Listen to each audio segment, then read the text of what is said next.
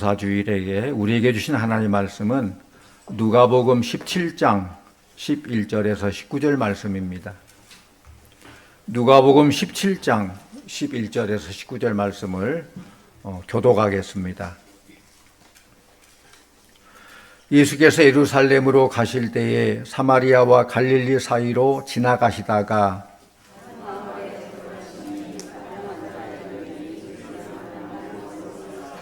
소리를 높여 이르되 예수 선생님이여 우리를 불쌍히 여기소서 하거늘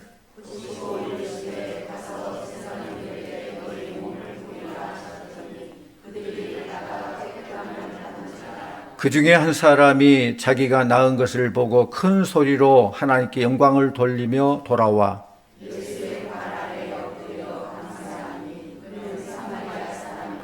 예수께서 대답하여 이르시되 10사람이 다 깨끗함을 받지 아니하였느냐? 그 9은 어디 있느냐?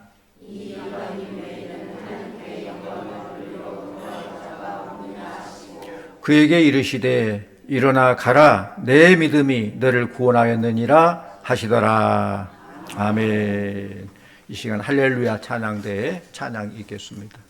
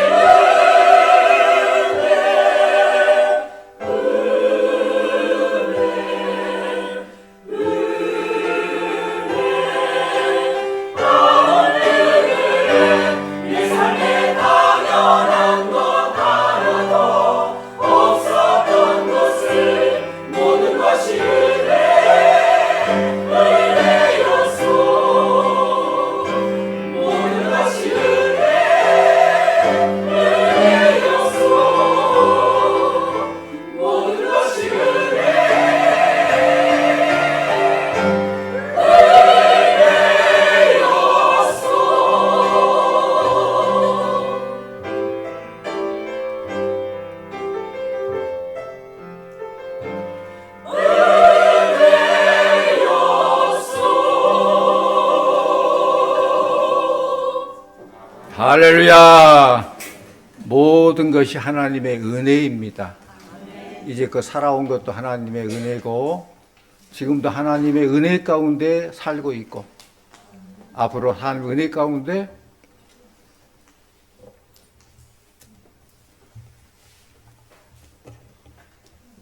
살게 될 줄로 믿습니다.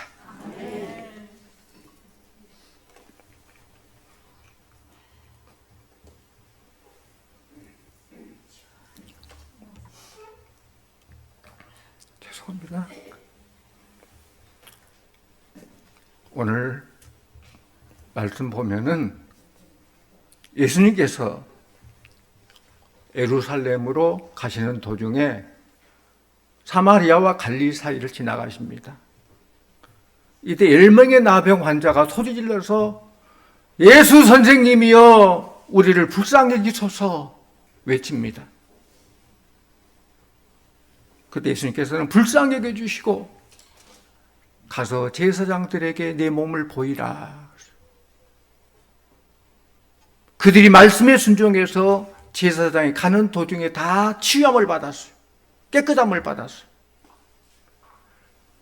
이때 9명의 사람들은 제사장에 나가서 건강하다는 진단을 받고 각자의 삶의 자리로 갔어요. 가정으로도 돌아가고 일터로 돌아가고 다 돌아갔어요. 유독 사마리아 사람 한 사람이 자기 몸이 나은 것을 보고 큰 소리로 하나님께 영광 돌리며 예수님께 찾아가서 예수님 무릎 앞에 꿇어서 감사 경배를 드립니다.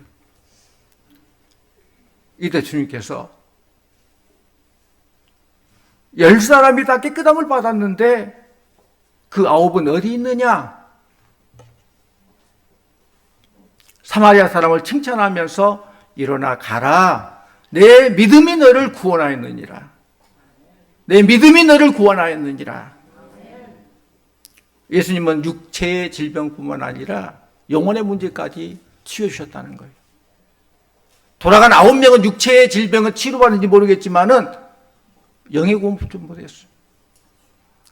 그러나 하나님께 감사하고 예수님 발 앞에 엎드리는 사람은 육신의 질병만이 아니라 영혼의 문제도 해결받았다는 것입니다.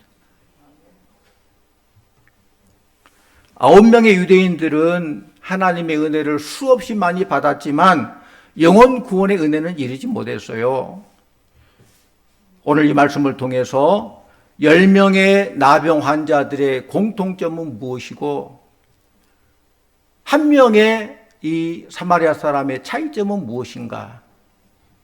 먼저 공통점은 10명 나병 환자의 공통점 모두가 다 환자였다는 거예요. 나병 환자입니다. 오늘 성경은 나병이라고 기록했지만 옛날 성경은 문둥병이에요. 문둥병이라고도 하고 한센병이라고도 해요. 인간의 육체에 있는 심한 질병으로 이 병이 들면은 육신의 문제가 저 사람 무슨 죄를 지어서 그렇게 부정하게 됐구나. 죄와 영적이고 관련시켜요. 부정하죠.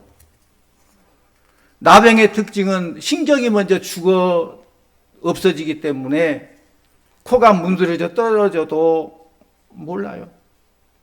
손가락 발가락에 문드러 떨어져도 감각이 없어요. 그게 나병이에요. 주님은 10명의 나병 환자를 만났지만은 사실 이 세상에는 죄인이 얼마나 많습니까? 수십억, 아니 우리 모두가 다 죄인입니다. 성경 말씀 화면 보고 같이 봅니다. 로마서 3장 10절에서 12절 말씀. 로마서 3장 10절 12절 같이 봅니다. 기록된 바 의인은 없나니 하나도 없으며 깨닫는 자도 없고 하나님을 찾는 자도 없고 다 치우쳐 함께 무익되고 13절 12절 같이 봅니다. 다 치우쳐 함께 무익되고 없나니 하나도 없도다. 로마서 3장 23절 말씀도 같이 봅니다. 로마서 3장 23절 모든 사람이 죄를 범하였음에 하나님의 영광에 이르지 못하더니. 주님은 오늘도 인간이 해결할 수 없는 질병과 죄의 문제를 해결해 주시기 위해서 우리를 만나 주십니다. 사랑하는 성도님들, 오늘도 우리 주님은 우리를 찾아오시는 줄로 믿습니다. 두 번째로 그들의 공통점은 함께 소리 높여서 은혜를 구했다는 거예요. 13절 말씀 같이 원합니다. 13절. 예수 선생님이여 우리를 불쌍히 여기소서 하거늘. 소리를 높여, 이것은 부르짖음의 기도예요. 부르짖었다는 거예요. 이들은 예수님에 대한 소문을 들었고 자신 같은 비천한 사람들도 예수님 만나면 문제가 해결되고 치유받는다는 그런 확신을 가지고 예수님이 지나가신다 하니까 소리를 높인 거예요. 마치 그들은 합심 기도라도 하듯이 일제히 한 소리로 구원을 요청하는 그 부르짖음의 기도는 예수님의 발걸음을 멈추기에 충분했어요. 그들의 기도 내용 보면 복잡하잖아요. 그들이 복잡하게 기도하잖아요. 우리를 불쌍히 여기소서. 이게 다예요. 가까이 오지도 못하고 멀리 서서 입술을 가리며 불쌍히 여겨달라는 그 외치는 가엾는 모습을 예수님은 결코 외면할 수가 없습니다. 성도님들, 우리의 기도의 모습은 어떻습니까? 한 번, 두 번 해보다가 그냥 안 되면 포기하고 말아버리고 그럴 줄 알았어. 끝나버리고 그런 마음의 태도로 기도하지는 않습니까? 에레미야 33장 3절, 기도에 대한 아주 좋은 말씀이죠. 에레미야 33장 3절가 줍니다. 너는 내게 부르짖으라. 내가 내게 응답하겠고 네가 알지 못하는 크고 은밀한 일을 내게 보이리라 했습니다. 부르짖으라. 응답하겠고 크고 놀라운 일들, 은밀한 일들 내게 보여주겠다 약속하십니다. 또 세 번째로 그들의 공통점은 일단 그들은 믿음으로 일단 순종했어요. 그렇죠? 예수님은 나병 환자들을 위해서 안수기도를 한다거나 치유기도를 한다거나 그렇게 하지 않았습니다. 단지 가서 제사장들에게 네 몸을 보여주라. 이때 믿음이 없으면 안 갈 거예요. 예수님 무슨 말이에요? 지금 내가 나병 환자인데 무슨 지금 가라고 그래요? 가다가 돌 맞아 죽을 수도 있어요. 이렇게 불순종할 수도 있어요. 그런데 나병 환자는 이 사람 갔어요. 그런데 가는 도중에 치유함을 받았더라. 치유받았어요. 순종이 놀라운 역사를 가져온 거예요. 당시 나병에서 나은 사람들은 제사장이 몸을 탁 진단하고 나았다. 그럼 나은 거예요. 제사장이 그런 나았다, 아직도 안 나았다 판단할 수 판단하고 제사장이 있는 거예요. 그래서 제사장이 가는 거예요. 인간적으로 생각하면 지금 그 말씀에 순종해서 가다가는 사람들에게 매 맞고 돌 맞고 부정하다고 맞아 죽을 수 있어요.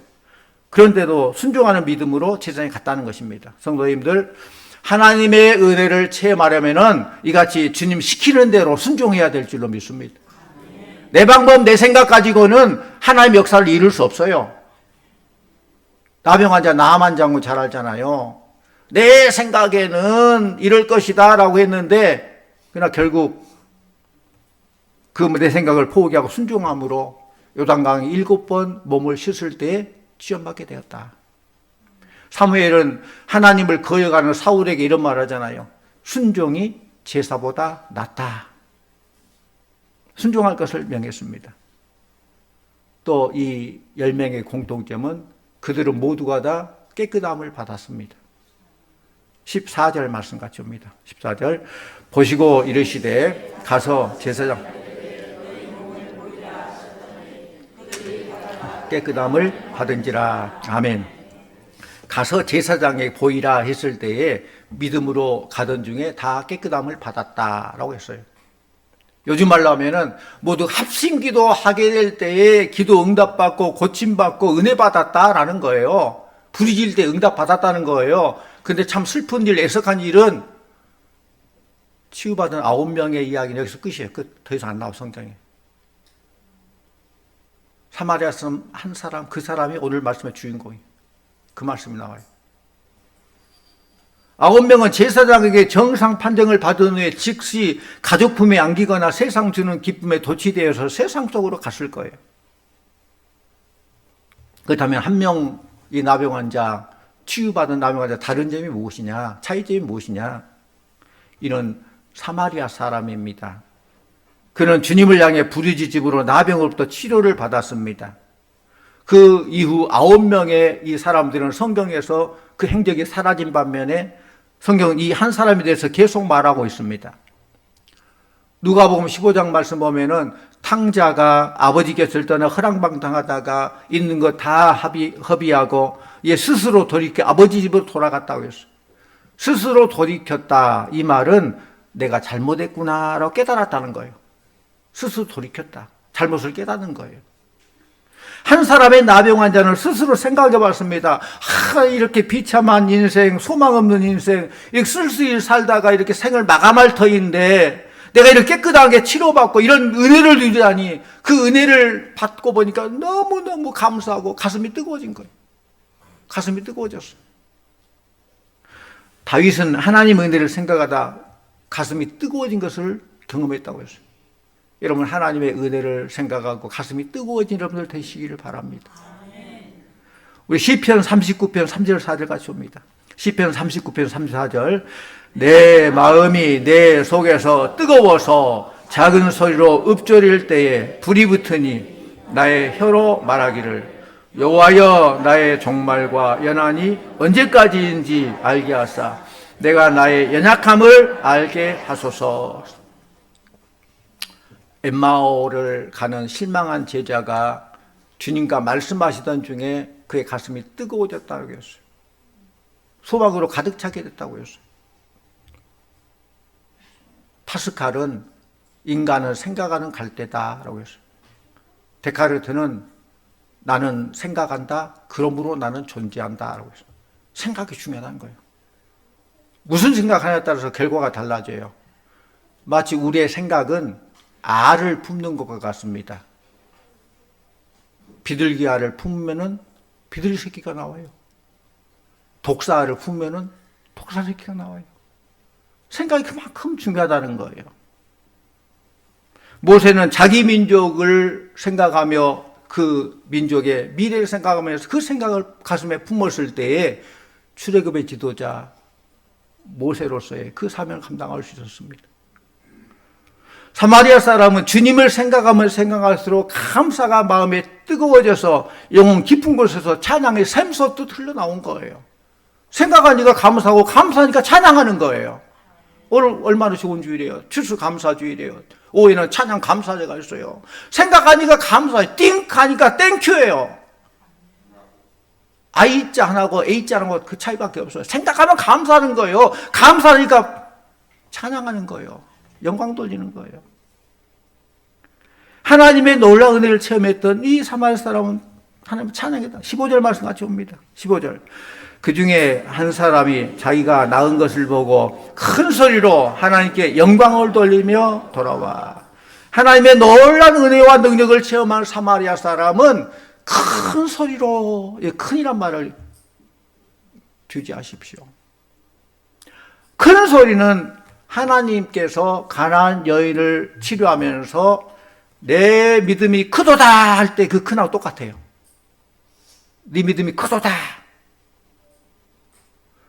하나님을 예배하는 데는 기쁨이 넘쳐서 큰 소리로 할렐루야를 외칠 수 있어야 돼요. 큰 소리로 찬양해야 돼요. 찬양 소리가 뭐 속으로 기어 들어간다거나 맥 빠진 소리 해서는 안 돼요. 큰 소리로, 이것은 번역하면 또 찬양이라고 번역하면 큰 소리로 찬양. 프라이스. 나병 환자 있을 때 모두가 예수여 우리를 불쌍히 여기소서 기도했지만은 응답받은 후에 찬양과 감사는 오직 한 사람만 했다는 거예요.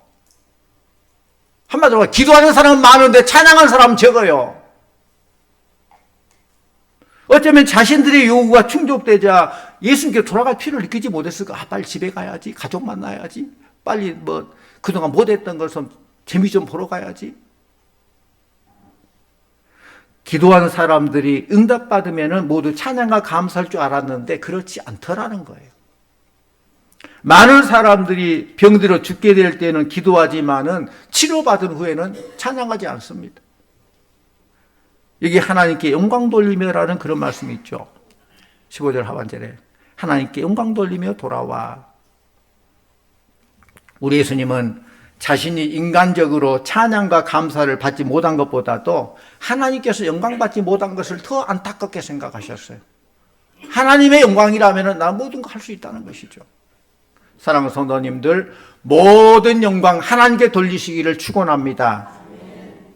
16절 같이 봅니다. 16절. 예수의 발 아래 엎드려 감사하니 야 사람이라.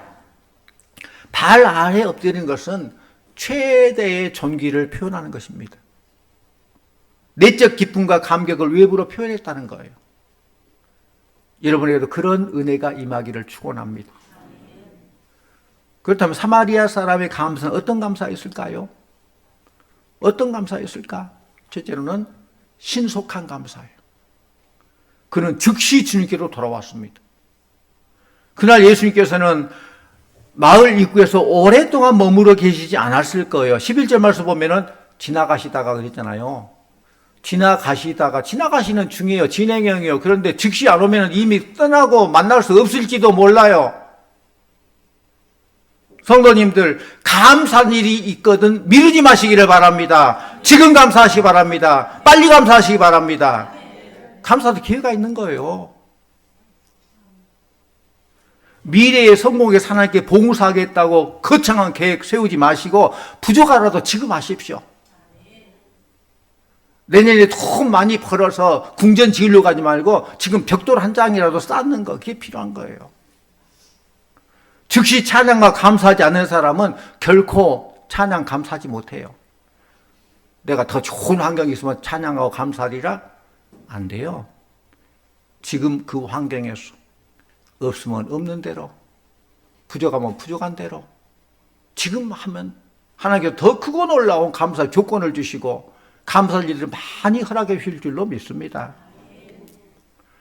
또 사마리아 사람의 감사는 겸손한 감사였어요. 발 아래 엎드렸다는 것은 최고의 존귀를 표현한 것이잖아요. 성도님들, 세상에서 상석에 앉는 것보다 그리스도의 발 아래 엎드리는 것이 훨씬 더 좋다는 것을 기억하시기 바랍니다. 또 사마리아 사람은 다른 사람에 관해서 비난하지 않았어요. 오늘 말씀 보니까 오늘 설교 제목처럼 그 아홉은 어디 있느냐, 이건 질문이잖아요. 주님은 그 아홉은 어디 있느냐 했을 때 사마리아 사람은 대답이 없었어요. 주님, 그 사람 나쁜 놈들이에요. 은혜 받고 다 도망가 버렸대요. 고다질하지 않았어요. 우리가 하나님 은혜를 받을 때에는 남을 비난하거나 참견하거나 그런 자세를 가지면 안 돼요. 베드로가 요한을 향해 그렇잖아요. 저 사람 어찌 될까요? 하니까 예수님께서 너는 아무 상관 말고 너는 나를 따르라. 네가 나를 따르면 저 사람 어떤 그 상관하지 말라는 거예요. 19절 말씀, 마지막 19절 같이 봅니다. 그에게 이르시되 일어나 가라. 내 믿음이 너를 구원하였느니라 하시더라. 아멘. 기도하고 찬양하고 감사한 자가 누릴 복이 이게 기록되어 있어요. 그는 감사드리러 왔다가 영생의 복까지 덤으로 받게 된 줄로 믿습니다. 내 믿음이 너를 구원하였느니라. 육신의 건강과 생명만이 아니라 영원히 있을 영혼의 구원까지 받게 됐다는 거예요. 은혜를 받았으면 감사할 줄 알아야 돼요. 사실 이 사마리아 사람은 처음 주님께 부르짖을 때에 주님께 가까워지도 못하고 올 수도 없어서 멀리 서서 부르짖을 뿐이었어요. 그러나 깨끗함을 받게 되자 그가 주님 가까이 오잖아요. 발 아래 엎드리잖아요. 그런 은혜가 주었다는 거, 그런 은혜. 이게 얼마나 놀라운 은혜예요. 죄전에 나와서 함께 예배할 수 있다는 게 얼마나 큰 은혜예요. 옛날 이런 일이 있을 수 없어요. 과거 구약시대에는. 그는 지체하지 않고 그 발 아래 엎드려 은혜를 표시했고 결국 자신도 모르게 은혜의 보좌 앞에 나아가게 되었던 것입니다. 독일의 재무장관을 지냈던 마르틴 바덴이라는 사람이 있는데 이 사람은 젊은 날 너무 가난한 환경 속에서 성장했어요. 하루는 싸구려 여관방에서 하룻밤을 묵고 다음 날 일어나 깨보니까 자기가 신은 구두가 없어져 버렸어요. 지금이야 뭐 새고 센 게 신발이면 옛날에 귀했잖아요. 이 마틴은 화가 나서 어느 놈이 내 신발 훔쳐가서 하나님도 무심하시지 나 같은 가난뱅이 신발을 또 잃어버리게 하다니 하나님을 원망하고 불평했습니다. 그런데도 그날 이제 주일날 죄제 나가서 예배 드린다고 딱 주일날 주일에 나가 예배를 하고 있는데, 아니, 교회 옆자리에 가만히 보니까 두 다리가 없는 사람이 있어요. 그 사람은 얼마나 진실되게 예배를 드리는지 눈물을 흘리며 찬송하며 눈물을 흘리면서 감사 기도를 드립니다. 이것을 본 마르티는 너무너무 자신이 부끄러운 거예요. 아, 저 사람은 신발을 잃어버린 정도가 아니라 아예 두 다리를 전부 잃어버렸으니 신발을 신어도 신을 수 없겠구나. 그에 비하면 나는 신발만 잃어버렸으니 신발이야 또 사면 될 것인데 괜스레 남을 저주하고 하나님을 원망하다니 자신이 너무 후회스러운 거예요. 그래서 회개하고 그 이후에 마르틴은 항상 감사를 그를 찾으며 그 삶 자체가 감사한 삶이 되었다는 것입니다. 훗날 그는 재무장관을 지냈고 계속적인 감사의 사람이 되었다는 그런 말씀이에요. 사랑하는 성도님들, 어떤 사람이 감사하는 생활을 할 수 있을까요? 받은 바 은혜를 잊어버리지 않는 사람입니다. 그 은혜를 생각하는 사람은 감사할 수 있어요. 그래서 라이놀드 리버 박사는 이런 말을 했어요. 고린도전서 13장 13절에 믿음, 소망, 사랑 이렇게 말하는데 믿음, 소망, 사랑에다 한 가지를 더 넣는다면 감사를 넣겠다. 믿음, 소망, 사랑, 감사의 삶을 사시기를 바랍니다.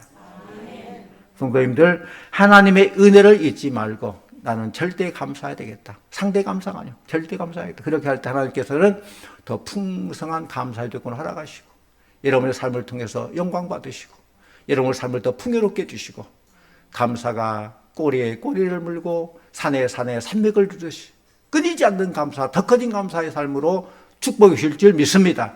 이런 은혜 복을 누리는 우리 성도님들 다 되시기를 간절히 축원합니다. 기도하십시다. 아버지 하나님, 은혜로 우리를 불러주시고 주님 발 아래 엎드리게 하심을 감사드립니다. 오늘 은혜의 보좌 앞에 나왔사오니 육체의 질병도 치료하여 주시고 영혼의 죄를 십자가 보혈로 정결케 하여 주시옵소서. 특히 죄악을 미워하게 하여 주시고 범사에 감사하는 삶으로 채워주시옵소서. 늘 감사의 마음으로 감사를 표현하게 해주시고 감사가 충만케 해주시고 하나님 기뻐 영광 돌리며 더 크고 놀라운 감사 충만, 은혜 충만, 충만한 삶을 누리는 우리 성도들 다 되게 하여 주시옵소서. 예수님 이름으로 기도하옵나이다. 아멘.